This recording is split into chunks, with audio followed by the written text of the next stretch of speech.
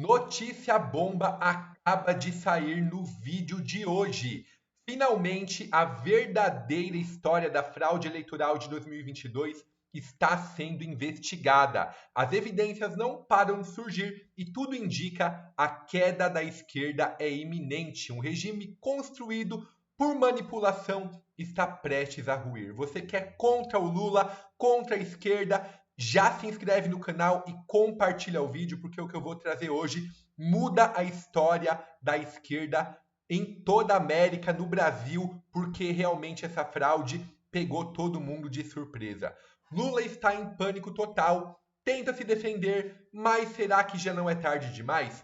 Seus aliados já sentem o gosto amargo da derrota se aproximando, vendo sua confiança derreter a cada nova revelação. O cenário é catastrófico para eles e a esquerda está prestes a desmoronar, não só no Brasil, como em toda a América Latina. Aqui nesse vídeo vamos te mostrar com provas incontestáveis porque a esquerda está à beira do colapso e o sistema judiciário que se achava intocável está sendo desmascarado. E aquelas ações contra o STF, antes chamadas de loucura, agora são vistas como resistência de um povo que já não quer mais ser enganado. E atenção, enquanto isso, na Venezuela, o ditador Maduro chega ao ponto de prender crianças. Isso prova que a esquerda está fora de controle e suas práticas autoritárias não têm mais espaço no mundo.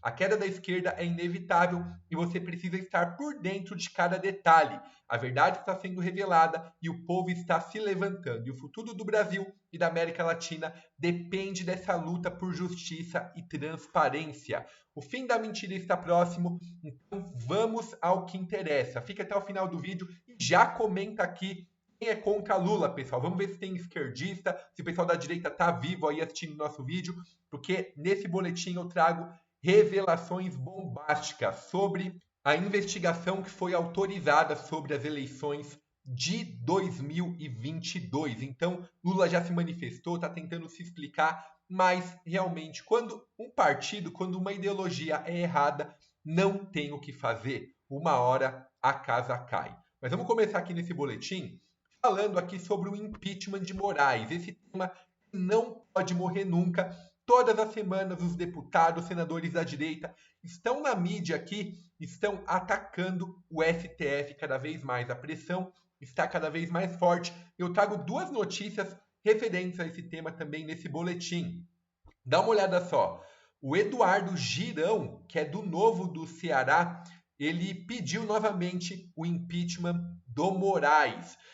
Então ele fez um discurso no plenário essa semana falando que ou o Senado se levanta ou não tem razão de ser. Quem aqui é a favor do impeachment de Moraes, já deixa no comentário. E pessoal, se inscreve no canal que a gente está fazendo um movimento gigantesco aqui, mostrando tudo o que acontece no Brasil a favor desse movimento. Então, Girão acusou o ministro de cometer abusos, especialmente no que se refere ao inquérito das fake news e as decisões sobre os presos acusados de participação na invasão da sede dos Três Poderes no dia 8 de janeiro de 2023. O senador exibiu o áudio de uma menina que, segundo ele, é filha de um dos presos. Na gravação, a criança pede a Alexandre de Moraes a libertação do seu pai. A crueldade, a injustiça, o desrespeito à nossa Carta Magna chegaram ao fundo do poço, disse Girão. Ou o Senado se levanta, ou não tem razão de ser de nenhum de nós estarmos aqui. Se o Senado não cumprir o seu papel de defender a Constituição, é o fim da picada. E o único dos poderes que pode fazer alguma coisa contra o STF é o Senado. E ele também não deixou de cutucar a esquerda, mostrando que nas urnas o país mostrou que está cansado dessa ideologia de esquerda. Dá uma olhada só, pessoal, mais uma notícia aqui que é ótima para quem está tentando fazer justiça aí ao que diz ao STF. A gente já teve duas vitórias essa semana que foram aprovados na CCJ, que é a comissão mais importante da Câmara. O texto já passou pelo Senado, então a gente está a passos largos aí para se concretizar o fim das decisões monocráticas do STF e os outros poderes terem condições de revisar as decisões do Senado. Então, o Senado do STF, o STF se acha, assina qualquer papel ali e fala, está decidido. Com essas leis, se elas se tornarem reais, os outros poderes vão poder fazer revisão, sim, das decisões do STF, realmente acabando com esse poder monocrático que essa categoria e esse poder tem. E em meio de tudo isso, a Damares protocolou mais uma PEC mirando os ministros do STF. Resumidamente, a Damares fala: o STF é intocável, não possui nenhum tipo de controle dentro do que acontece lá dentro.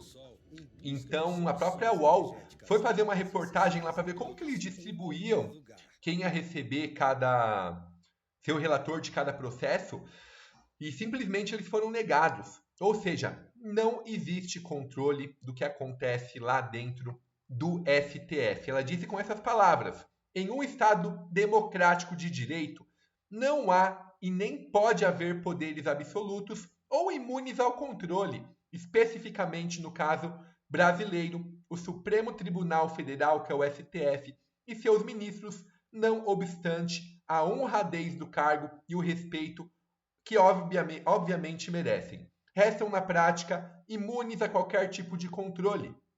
Então, ela está falando que tem que ser exposto, qualquer cidadão brasileiro tem que saber o que está acontecendo, das queixas apresentadas contra o STF. E hoje, ali dentro, é uma caixinha de surpresa. Então, isso faz parte do pacote anti-STF. O STF assinou uma lei aí para limitar as emendas dos deputados e senadores, e o contra-ataque veio de forma rápida, onde mais dói no STF. Então a gente está prestes a ver aí uma revolução não só contra o Moraes, mas contra todos os ministros.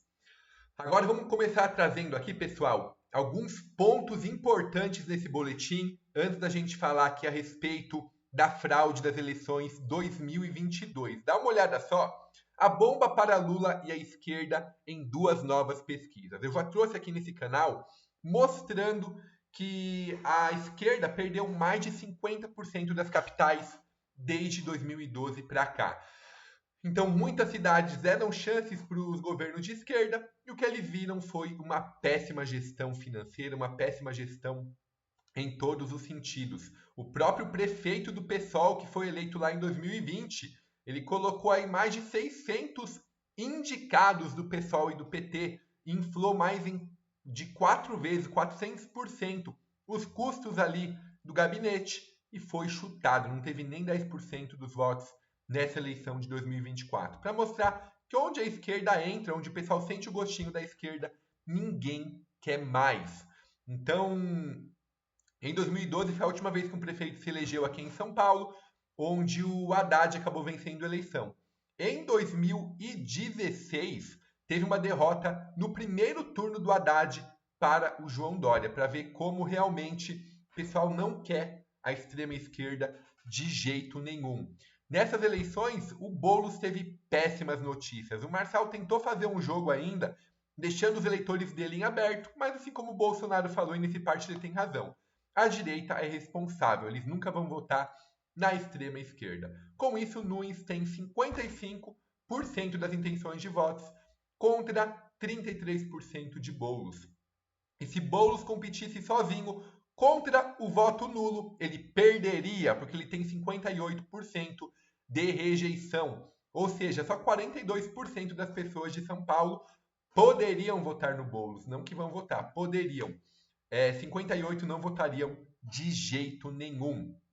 Nem os próprios eleitores da Tabata Amaral, que falou que vai votar no Boulos, 50% migraram para o Boulos e mais de 30% migraram para o Nunes. Muita gente votou na Tabata e pensou em votar em segundo lugar no Nunes, não no Boulos. Então o Boulos se mostra sem saída aqui em São Paulo. O próprio Boulos, que se diz contra o fundão eleitoral, pegou mais 15 milhões de reais do fundão eleitoral do PT para financiar a própria campanha, galera.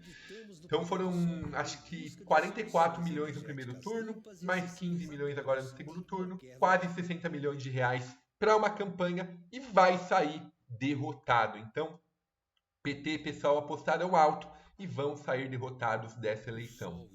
E dá uma olhada só o que está acontecendo na Venezuela. A Secretaria-Geral da OEA denunciou humilhações e torturas inimagináveis contra crianças na Venezuela, pessoal. É isso que a esquerda faz quando está no poder. Olha que absurdo está acontecendo lá na Venezuela. Dezenas de crianças e adolescentes detidos ilegalmente e sequestrados pelo regime do presidente venezuelano Nicolás Maduro foram submetidos a humilhações e torturas inimagináveis, denunciou a Secretaria-Geral da Organização dos Estados Americanos.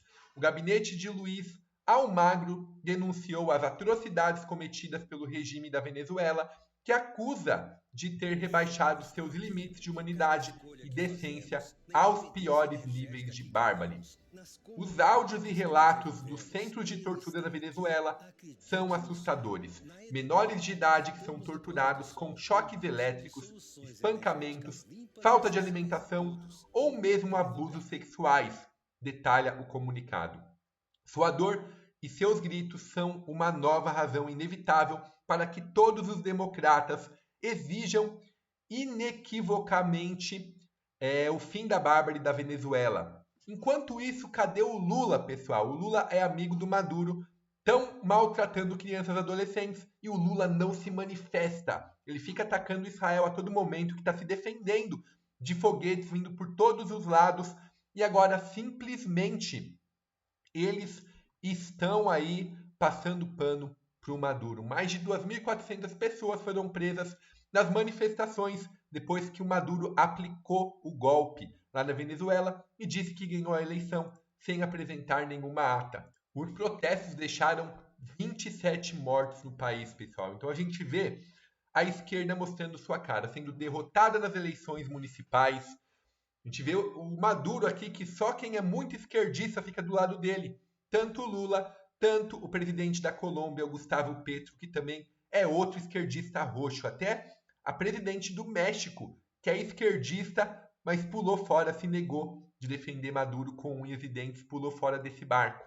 Então, a gente vê que cada vez mais a esquerda está em xeque em todo o Brasil. Eu vou mostrar para vocês agora a notícia bomba da fraude presidencial que está acontecendo agora em 2022, está sendo revelado agora e pegou o Brasil e o mundo inteiro de surpresa. Quando a gente fala que um regime de esquerda, pessoal, só entra com fraude, não tem a menor responsabilidade com dinheiro público, fica por A mais B nessa matéria que eu vou mostrar para vocês, que repercutiu na mídia mundial.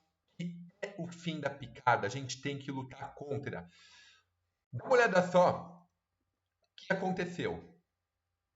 O Lula, ele está prestando solidariedade ao presidente da Colômbia e está lembrando o impeachment da Dilma. Então, olha só o que está acontecendo aqui no cenário da América do Sul. Houve uma abertura de investigação contra Gustavo Petro, que é o maior aliado de Lula aqui na América do Sul, juntamente com o Maduro. Então a acusação é de que a campanha teria ultrapassado o limite de gastos eleitorais e omitido prestações de contas cruciais, incluindo pagamentos a testemunhas eleitorais. Na Colômbia, a entidade responsável por investigar o presidente da República é a Comissão de Acusações da Câmara de Representantes, que deverá avaliar se existem ou não motivos para iniciar um processo formal de acordo com a decisão do comitê. Lula, como sempre, passa pano para quem erra e está sendo investigado. Então Lula disse assim, como alguém que já foi vítima de todo tipo de perseguição política, manifesto minha solidariedade ao presidente Gustavo Petro. Não se pode abrir mão do devido processo legal, ainda mais quando o que está em jogo é a vontade do povo que se expressa democraticamente nas urnas. E ele acabou citando aqui que a Dilma foi derrubada de forma errada. Então, para o Lula, a pedalada fiscal tá tudo bem, pode dar pedalada fiscal que não tem problema nenhum. Ele acha que a pedalada é normal, ele acha que a Lava Jato, que devolveu mais de 6 bilhões aos cofres públicos, foi totalmente errada. Ele acha que foi injustiçado ainda. Então tá aqui Lula e Petro, só faltou o Maduro para fechar aí o trio Parada Dura que está acabando com a América do Sul. Lula a gente já viu que perdeu totalmente a influência nas eleições municipais. Maduro está sendo criticado, investigado. Está metade da América do Sul, Estados Unidos querendo derrubar ele. E agora chegou aí a vez do Gustavo Petro mostrar que toda a esquerda na América do Sul está aí com o traseirinho bem sujo e sob investigação, pessoal. Então o Lula fala que ele está sendo vítima. Ainda ele coloca, se isso for comprovado, pessoal, ele coloca tudo isso, a pessoa sendo vítima de perseguição política.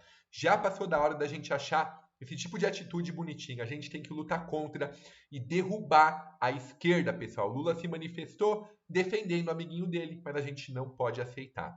Esse é o vídeo de hoje. Você que é contra a esquerda, novamente, se inscreve no canal e eu te espero aqui no boletim de amanhã. Todo dia eu trago um vídeo desmascarando a esquerda e, pessoal, não precisa de fake news. A esquerda, por si só, já se derruba. Então, vem fortalecer esse movimento e eu conto com o seu apoio. Até a próxima!